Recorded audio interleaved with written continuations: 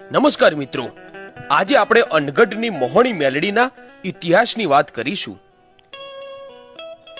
વડોદરા જિલ્લામાં આવેલું અનગઢ ગામ વડોદરાથી 15 કિલોમીટર અને અમદાવાદથી આશરે 100 કિલોમીટરના અંતરે મહીસાગર નદીને કિનારે આવેલું છે.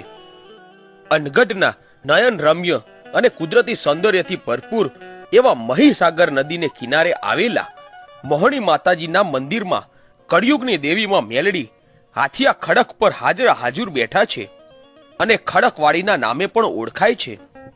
માં મોહણી સૌ માઈ ભક્તોની મનોકામના પૂર્ણ કરી રહી છે.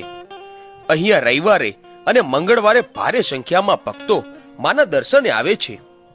મહીસાગર નદીની અંદર પાણીમાં માતાજીની નાનકડી ડેરી છે. અહીંયા માતાજી હાથિયા ખડક ઉપર બિરાજમાન છે, જ્યાં શ્રદ્ધાળુઓ નાવમાં બેસીને દર્શન કરવા જાય છે.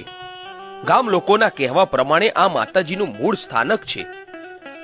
નદીને કિનારે અડીને પણ માતાજીનું એક નાનું મંદિર આવેલું છે. ત્યાં પણ ભાવિક ભક્તો માતાજીના દર્શન કરે છે અને કિનારા ઉપર ઉપરવાસમાં એક મોટું મંદિર બનાવેલું છે, જેને આશરે 25 વર્ષ થયા, જ્યાં ભાવિક ભક્તો સીડી ચડીને માના દર્શન કરવા જાય છે. તો આવો જાણીએ આ મોહણી મેલડીના રોચક ઇતિહાસ વિશે.